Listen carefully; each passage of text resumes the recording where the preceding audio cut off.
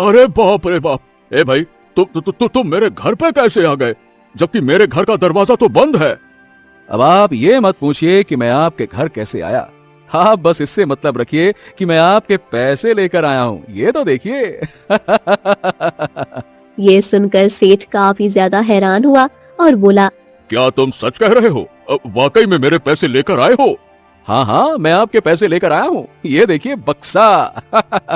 अब आप इसमें से अपने पैसे को ले सकते हैं और बाकी जो आपने कहा था। ए सुनती हो रमा, मैं काम पर जा रहा हूँ, शाम को जल्दी लौट आऊंगा। हाँ हाँ, क्योंकि आज आपको राशन भी लेने जाना है। अब देखता हूँ, चलो पैसे मिल गए तो ले आऊंगा, अब कोशिश तो पूरी करूंगा कि ले ही आऊं। ठीक है।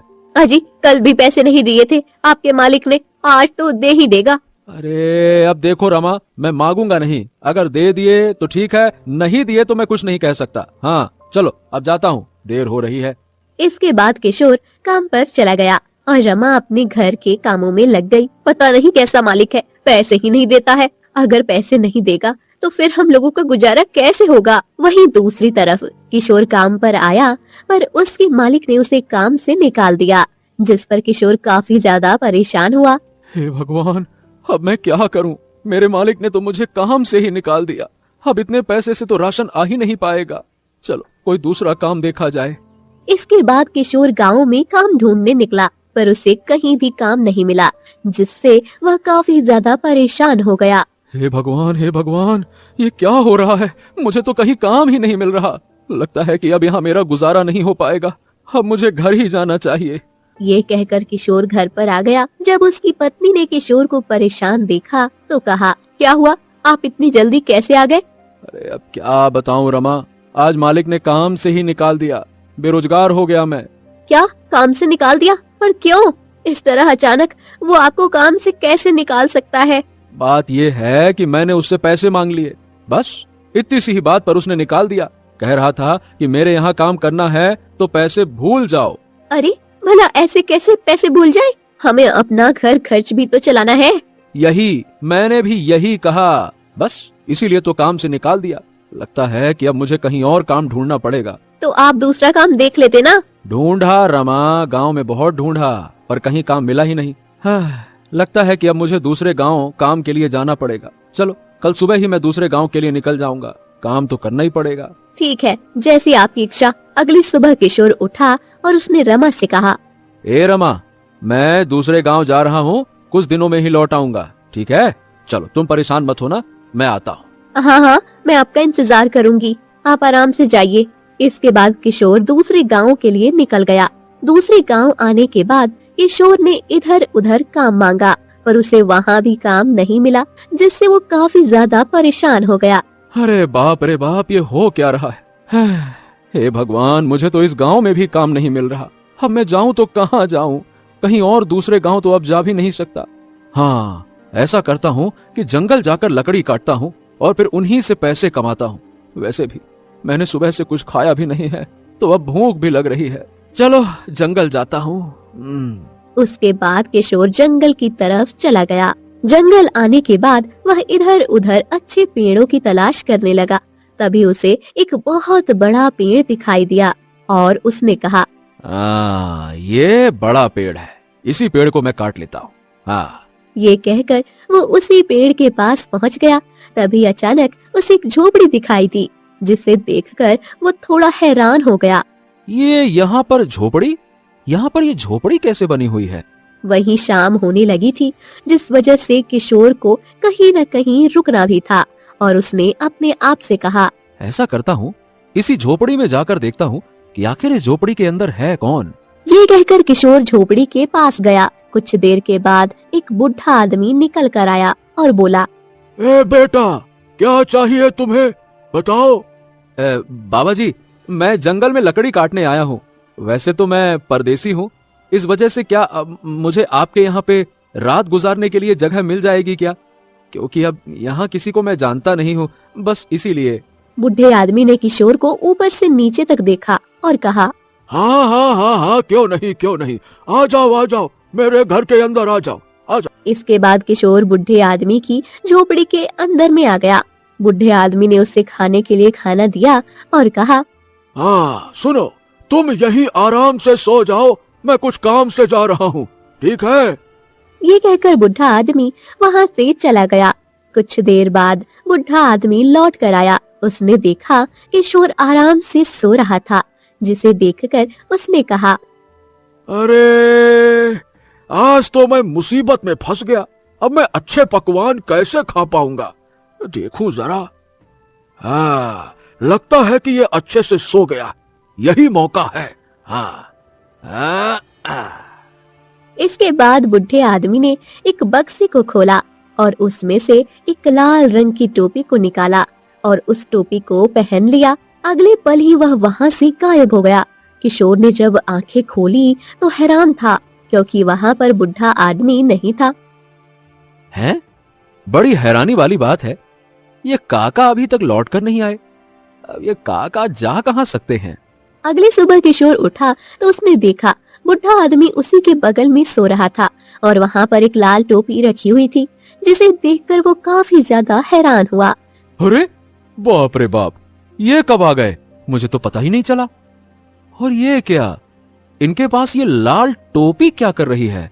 तभी बुढ़ा आदमी उठा और बोला, तुम जाग गए? और कैसी गई रात? अच्छी रही रात बाबा। वैसे ये बताइए, आप रात में कहाँ गए थे? मैं कहाँ गया था? अरे भाई, मैं तो तुम्हारे पास ही सो रहा था। अब ये बूढ़ा शरीर रात में कहाँ जाएगा? क्या मेरे पास सो रहे थे? ये सुनकर किशोर थोड़ा हैरान हुआ। इसके बाद किशोर जंगल से लकड़ी काटकर उन्हें बाजार में बेच आया। अब वह बुढ़े आदमी के साथ ही रह रहा था। एक रात किशोर ने देखा बुढ़ा आदमी टोपी लगाकर गायब हो गया, जिसे देखकर वह काफी हैरान हुआ। अरे ये बूढ़ा आदमी गायब कैसे हो गया? ओह, इसका मतलब इसी टोपी में कुछ न कुछ रहस्य है। अगली सुबह जब बुढ़ा आदमी आया तो उसके हाथों में वही टोपी थी, जिसे देखकर उसने कहा, हाँ, तो कुल मिलाकर ये जादुई टोपी है। अगर ये टोपी मुझे मिल जाए तो फिर तो मेरे मजे ही मजे हो जाएंगे। ये टोपी मुझे हासिल करना ही होगा। और वह बुढ़े आदमी के जाने का इंतजार करने लगा। जब बूढ़ा आदमी वहाँ से गया तो वो लाल टोपी लेकर वहाँ से चला आया। वहाँ से आने के बाद उसने अपने आप से कहा, आखिर इस टोपी से होता क्या है, जरा मैं भी तो देखूं। ये कहकर किशोर ने उस लाल टोपी को पहन लिया और अगले ही पल वह एक महल में पहुँच गया। महल में पहुँचकर ही किशोर काफी ज्यादा हैरान हुआ और बोला, अरे बाप रे, हाँ, ये मैं महल में कैसे आ गया? ओ, इसका मतलब इस टोपी की मदद से मैं कहीं भी जा सकता हूँ। वाह वाह वाह वाह वाह, ये तो गजब की चीज हाथ लगी। वह महल के रसोई में आ गया था, जहाँ पर बहुत सारे पकवान रखे हुए थे। पकवानों को देखकर उसके मुंह में पानी आ गया और उसने कहा, अरे वाह वाह वाह, यहाँ तो बहुत सारे पकवान रखे हैं। वैसे भी मैंने कई दिनों से कुछ अच्छा नहीं खाया, वही जंगली फल में जीवन जी रहा हूँ। आज तो मजा आ जाएगा। ये कहकर किशोर पकवान खाने में लग गया और उसने बहुत सारे पकवान खा लिए, जिससे उसकी आंख लग गई। कुछ देर बाद वहाँ पर सैनिक आए। उन्होंने जब किशोर को देखा तो तेज तेज चिल्लाने लगे, चोर चोर चोर, हमारे महल में चोर घुस आया, पकड़ो इसको। सैनिकों की आवाज से किशोर की आंख खुल गई और वह बुरी तरह घबरा गया। इस पर एक सैनिक ने किशोर से कहा, तुम यहाँ क्या कर रहे हो? कौन हो तुम? मैं यहाँ गलती से आ गया था, माफ कीजिएगा। अच्छा, गलती से आए हो? शक्ल से तो तुम मुझे चोर लग रहे हो। चलो ले चलो उसको यहाँ से राजा के पास, ले चलो। इसके बाद सैनिक उसे राजा के पास ले आए। राजा ने जब किशोर को देखा तो पूछा, तुम हमारे महल में कैसे घुस आए, जबकि हमारे महल में तो कोई भी नहीं आ सकता? जरूर तुम यहाँ चोरी करने आए हो, साफ साफ बताओ। नहीं नहीं नहीं महाराज, मैं चोरी करने नहीं आया हूँ। मैं चोर नहीं हूँ महाराज, मैं ईमानदारी से काम करता हूँ। अच्छा, तो तुम ईमानदारी से काम करते हो, तो फिर ये चोरों की तरह हमारे महल में क्या करने के लिए आए हो? यह सुनकर किशोर शांत रह गया। उसे इस तरह देखकर राजा ने कहा, इसका मतलब कि तुम वास्तव में चोर हो, तभी तो तुम्हारे मुंह पर चुप्पी है। ठीक है, तो आज तुम्हें सभी के सामने फांसी की सजा दी जाएगी, क्योंकि हमारे राज्य में कोई अपराध नहीं करता। तुमने अपराध करने की कैसे हिम्मत की? तुम्हें फांसी की सजा दी जाएगी। ये सुनकर किशोर बुरी तरह डर गया। उसे कुछ समझ नहीं आ रहा था।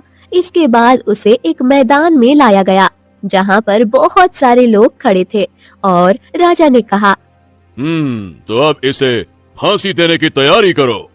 ये सुनकर किशोर ने अपने आप से कहा, हे भगवान, अब मैं क्या करूं? मुझे कुछ ना कुछ तो करना पड़ेगा, वरना ये लोग तो मुझे मार डालेंगे। क्या करूं, क्या करूं, क्या करूं? तभी किशोर के दिमाग में एक उपाय आया और उसने राजा से कहा, महाराज, महाराज, महाराज, अगर आप किया गया हो तो मैं आपसे कुछ कहना चाहता हूँ। हाँ, बताओ, आखिर कहना क्या चाहते हो तुम? बोलो। महाराज, मुझे फांसी ना देकर आप पेड़ से बांधकर जला दीजिए। ये क्या कह रहे हो तुम? तुम्हें पता भी है कि जलने में तुम्हें कितनी तकलीफ होगी? हाँ, मुझे पता है, पर मुझे आप जला ही दीजिए, मुझे फांसी मत दीजिए। ये सुनकर राजा काफी ज्यादा हैरान हो गया और सोच में पड़ गया। काफी देर सोचने के बाद उसने कहा, तो ठीक है, सैनिकों, इसे पेड़ से बांधो और जलाने की तैयारी करो। इसके बाद सैनिक ने उसे एक पेड़ से बांध दिया और जैसे ही जलाने चला, वैसे ही किशोर ने अपने सिर पर लाल टोपी को पहन लिया और अगले ही पल वह गायब हो गया, जिससे सैनिक और राजा काफी ज्यादा हैरान हो गए और सैनिक जोर जोर से चिल्लाने लगे, भूत, भूत, अरे भूत, ये तो कोई भूत है। भागो, भागो यहाँ से, भागो। ये कहकर सभी लोग वहाँ से भागने लगते हैं, जिसे देखकर राजा काफी ज्यादा हैरान हो गया। ये कैसे हुआ? आखिर ये अचानक से गायब कैसे हो गया? महाराज, महाराज, आप जल्दी से महल में चलिए। लगता है कि ये कोई भूत था। चलिए महाराज। क्या बात कर रहे हो? भूत था? अगर भूत था तो पहले क्यों नहीं गायब हुआ? और वो उसके सर पर लाल टोपी कहाँ से आई? मुझे नहीं पता महाराज। अब हमें यहाँ से चलना चाहिए, कहीं ऐसा न हो कि वो वापस आ जाए और हमें भी गायब कर दे। चलिए महाराज, चलिए। हाँ, तुम बिल्कुल ठीक कह रहे हो। चलो सभी लोग महल वापस चलो, चलो। इसके बाद सभी लोग महल में वापस आ गए। वहीं दूसरी तरफ किशोर एक नदी के किनारे आ गया। वहीं दूसरी तरफ बुढ़ा आदमी अपनी झोपड़ी में लौट कर आया तो उसने देखा वहाँ पर लाल टोपी नहीं थी, जिसे देखकर वह काफी ज्यादा हैरान हुआ। अरे, मेरी ये लाल टोपी कहाँ चली गई? कहाँ रख दी मैंने? मेरी टोपी तो यही होनी चाहिए थी। बुढ़े आदमी ने अच्छी तरह से पूरी झोपड़ी को देखा। ना ही वहाँ पर टोपी थी, ना ही किशोर। अरे, अब वो आदमी कहाँ गया? न वो आदमी दिखाई दे रहा है, ना ही मेरी टोपी। कहीं ऐसा तो नहीं कि उसे टोपी का रहस्य पता लग गया हो? बुढ़ा आदमी काफी ज्यादा परेशान हो गया। उसे कुछ समझ नहीं आ रहा और उसने जल्दी से बक्सा खोला तो उसमें बहुत सारी टोपियां रखी हुई थी, जिन्हें देखकर उसे शांति मिली। चलो, कम से कम ये तो अच्छा हुआ कि इस आदमी को इस बक्से के बारे में नहीं पता लगा, वरना वो सारा बक्सा ही ले जाता। इसीलिए तो मैं अपनी झोपड़ी में किसी को रुकने ही नहीं देता। आज के बाद मैं किसी पर भी विश्वास नहीं करूंगा। सबकी नीयत खराब होती है। हाँ, नहीं तो कैसे कैसे लोग आ जाते हैं। इसके बाद बुढ़ा आदमी फिर से अपने काम में लग जाता है। वहीं दूसरी तरफ किशोर की पत्नी रमा भी अपने पति का इंतजार कर रही थी। आज उसे जाए पूरा 1 हफ्ता हो गया था, पर अभी तक के किशोर लौट कर नहीं आया, जिससे वो थोड़ी परेशान भी थी। आज से पहले तो कभी भी ये इतने दिनों के लिए बाहर नहीं गए। 2-3 दिन में आ जाया करते थे, पर इस बार तो 1 हफ्ता होने आ गया, पर अभी तक ये लौट कर क्यों नहीं आए? रमा काफी ज्यादा परेशान थी। तभी वहाँ पर उसकी पड़ोसन विमला आई और बोली, क्या हुआ रमा बहन, थोड़ी परेशान लग रही हो? कुछ नहीं, मेरे पति कमाने के लिए दूसरे गांव गए हैं, बस उन्हीं का इंतजार कर रही हूँ। क्या दूसरे गांव गए हैं? तो तुम्हें परेशान होने की जरूरत क्या है? तुम्हारे पति तो अक्सर कर दूसरे गांव जाते रहते हैं। हाँ, जाते तो रहते हैं, पर वो 2-3 दिन में लौट आते हैं। पर इस बार 1 हफ्ता हो गया है, पर अभी तक लौट कर नहीं आए। अरे तुम चिंता मत करो, शायद उन्हें वहाँ कोई अच्छा काम मिल गया होगा, इस वजह से। हाँ, ये भी तुम ठीक ही कह रही हो, मैंने तो इस बारे में सोचा ही नहीं। अच्छा तो मैं चलती हूँ, वैसे भी मुझे कुछ काम है। ये कहकर विमला वहाँ से चली गई। विमला के जाने के बाद रमा ने अपने आप से कहा, विमला बिल्कुल ठीक ही कह रही है, शायद उन्हें इस बार अच्छा काम मिल गया है। हे भगवान, बस मेरे पति की रक्षा करना, वो सही सलामत घर लौट आए। इसके बाद रमा भी अपने घर के अंदर चली गई और काम में लग गई। नदी के किनारे आने के बाद किशोर ने राहत की सांस ली और अपने आप से कहा, हाँ, अरे बाप रे बाप, बाप रे बाप, जान बची तो लाखों पाए, आज तो बाल बाल बच गया। लगता है कि ये मेरे कर्मों की सजा थी, पर चलो जो हुआ सो अच्छा ही हुआ। अगर मैंने अपनी बुद्धि का इस्तेमाल न किया होता, राजा तो मुझे लटका ही देता, मार ही डालता। हाँ, हाँ। ये सुनकर किशोर नदी के किनारे इधर उधर देखने लगा। तभी उसे एक सेठ दिखाई दी जो नदी में छलांग लगाने जा रहा था। उसे देखकर वो काफी ज्यादा हैरान हुआ। हैं? ये सेठ क्या कर रहा है?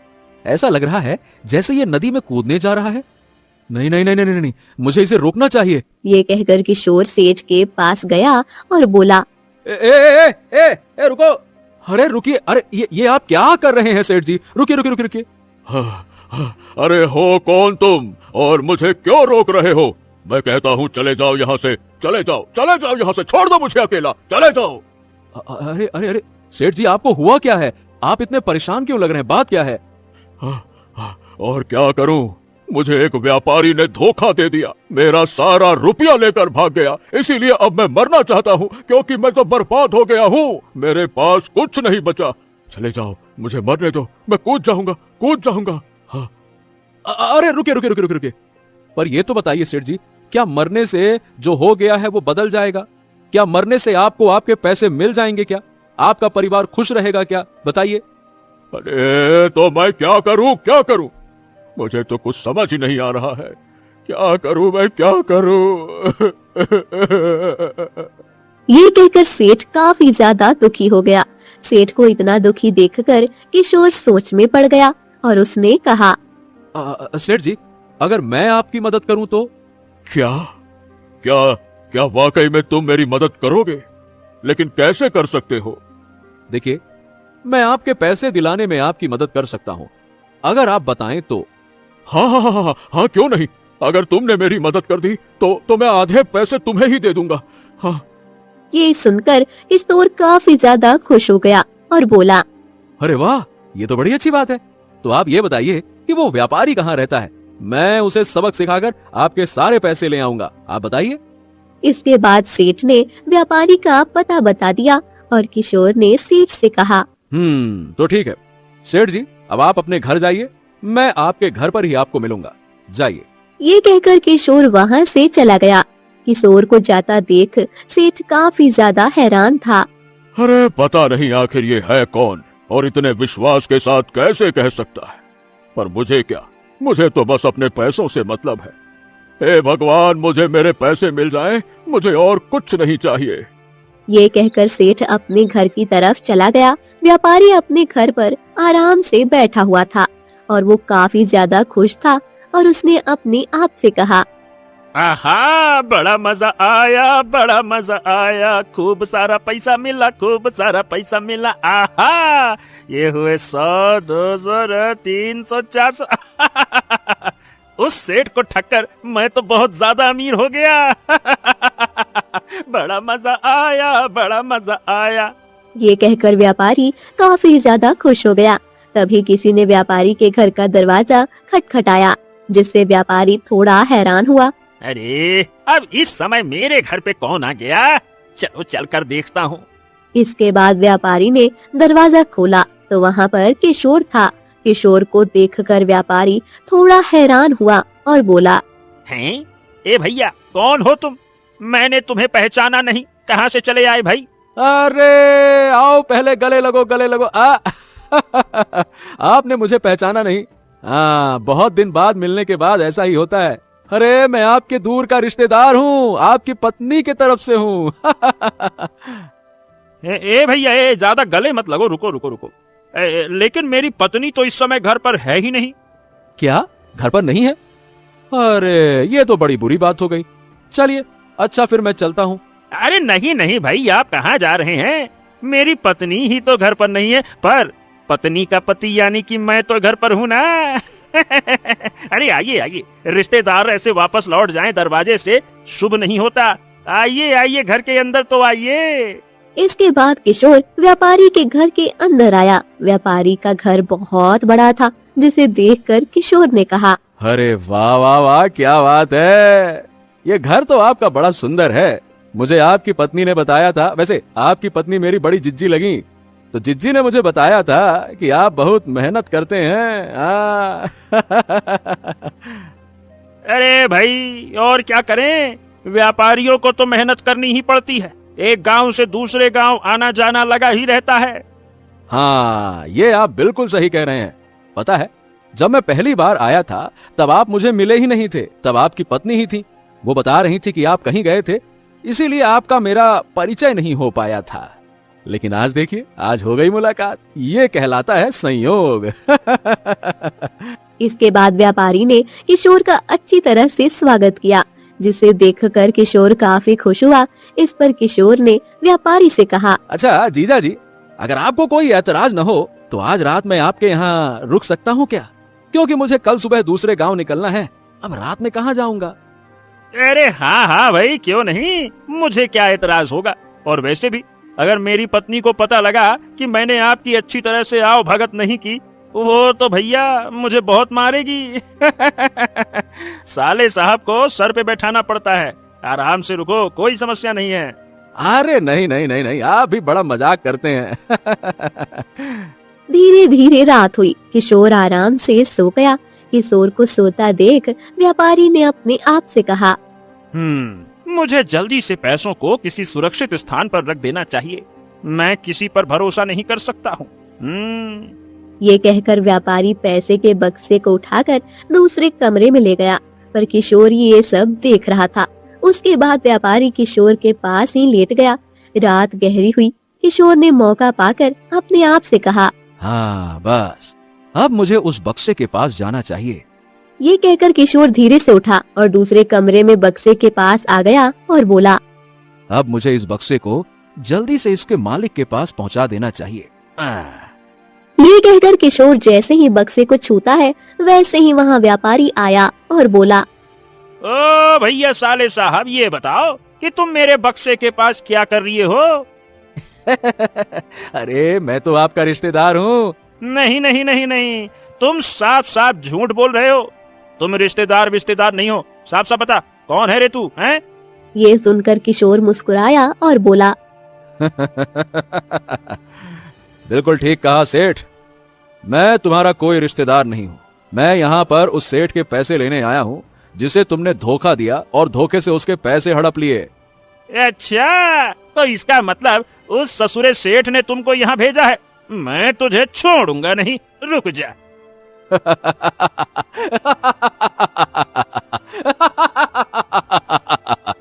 ये सुनकर किशोर जोर जोर से हंसने लगा। किशोर को इस तरह हंसता देख व्यापारी काफी ज्यादा हैरान हुआ और बोला, हैं? अरे तुम पागल हो गए हो क्या, जो इस तरह से हंस रहे हो? हैं? अरे तुम बात ही ऐसी करते हो कि मुझे हंसी आ गई। पहले तुम मुझे पकड़ कर तो दिखाओ, उसके बाद छोड़ना।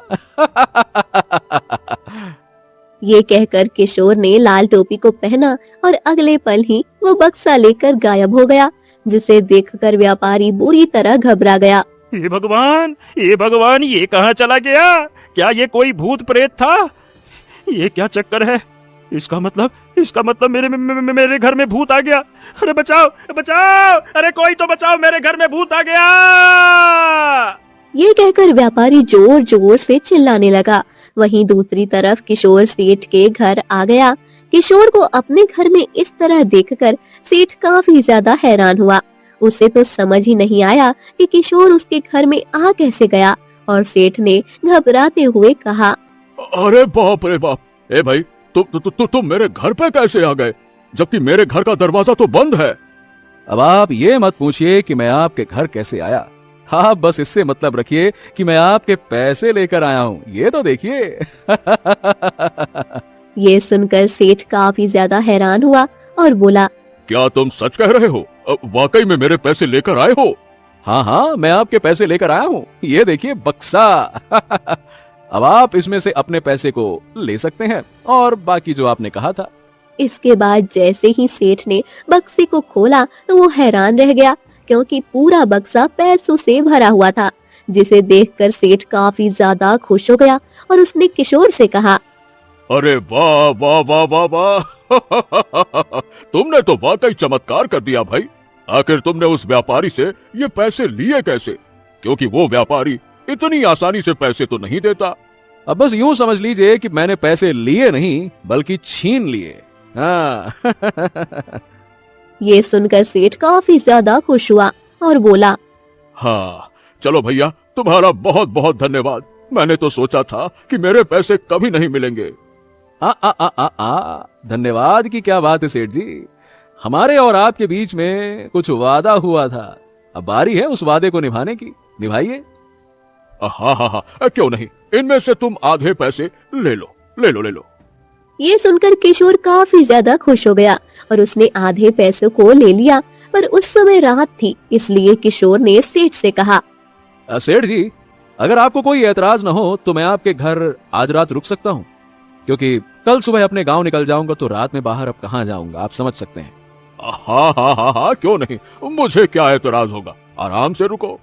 इसके बाद किशोर सेठ के घर रुक गया। अगली सुबह किशोर उठा और उसने सेठ से कहा, अच्छा सेठ जी, अब मुझे जाने की आज्ञा दीजिए। हाँ हाँ हाँ, क्यों नहीं। वैसे अगर तुम मुझे अपना पता बता दो तो शायद जरूरत पड़ने पर मैं तुमसे और मदद मांग सकूं। हाँ हाँ, क्यों नहीं, मैं जरूर आपको अपना पता बताता हूँ। इसके बाद किशोर ने सेठ को अपना पता बताया, जिसे सुनकर सेठ काफी खुश हुआ और बोला, वैसे मानना पड़ेगा, तुम बहुत ही बहादुर और बुद्धिमान इंसान हो, पर तुमने बताया नहीं कि तुमने ये सब कुछ किया कैसे। सेठ जी, बस आप आम खाने से मतलब रखिए, गुठलियां मत गिनिए, बाकी सब मुझ पर छोड़ दीजिए। चलिए अब चलता हूँ, कोई काम होगा तो याद कीजिएगा, ये बंदा हाजिर हो जाएगा। राम राम। ये कहकर किशोर वहाँ से चला गया। किशोर को जाता देख सेठ ने अपने आप से कहा, वैसे कुछ भी कहो, ये आदमी है बड़े काम का, मुझे आगे इसकी जरूरत पड़ती रहेगी। हाँ। इसके बाद सेठ अपने घर के अंदर आ गया। वहीं किशोर काफी ज्यादा खुश था और अपने आप से बोला, हाँ। अब जल्दी से घर जाता हूँ, आज अपनी बुद्धि की मदद से मैंने बहुत सारा धन कमा लिया। अब मैं इस टोपी को संभाल कर रख दूंगा, इस टोपी ने तो मेरी किस्मत बदल दी। मजा आ गया। इसके बाद किशोर अपने घर आया, जहाँ पर रमा घर के कामों में लगी हुई थी। अपने पति को देखकर वो काफी ज्यादा खुश हुई और बोली, अजी आप आ गए, कहीं मैं सपना तो नहीं देख रही हूँ। अरे नहीं नहीं नहीं भाग्यवान, मैं सच में आ गया हूँ। अपने पति को देखकर रमा काफी ज्यादा खुश हुई और बोली, आप इतने दिनों बाद क्यों आए? आपको पता भी है मैं कितनी ज्यादा परेशान हो गई थी। हाँ हाँ हाँ, मुझे पता है, इस बार थोड़ा ज्यादा समय लग गया, पर अब मुझे काम करने की जरूरत नहीं है। क्या काम करने की जरूरत नहीं? ये आप क्या कह रहे हैं? तभी किशोर ने रमा को बहुत सारे पैसे दिखाए, जिसे देखकर रमा काफी हैरान हुई और बोली, हाजी इतने सारे पैसे आपके पास कहाँ से आए? ये सब मैंने अपने बुद्धि की मदद से कमाए हैं, समझी तुम? क्या बुद्धि की मदद से? ये आप क्या कह रहे हैं? मैं कुछ समझी नहीं। इसके बाद किशोर ने रमा को सारी बात बताई, जिसे सुनकर रमा काफी ज्यादा हैरान हुई और तभी किशोर ने उसे लाल टोपी भी दिखाई और कहा, ये टोपी, इसने हमारी किस्मत बदल दी। इसको संभाल कर रखना रमा। हाँ हाँ क्यों नहीं, अब तो हम लोग बहुत ज्यादा अमीर हो गए हैं। हाँ, तुमने बिल्कुल ठीक कहा। अब मैं तुम्हें सारी सुविधाएं दूंगा जो अभी तक तुम्हें दे नहीं पाया और जिसकी तुम हकदार थी। अब हमारा जीवन सुखमय होगा रमा, सुखमय।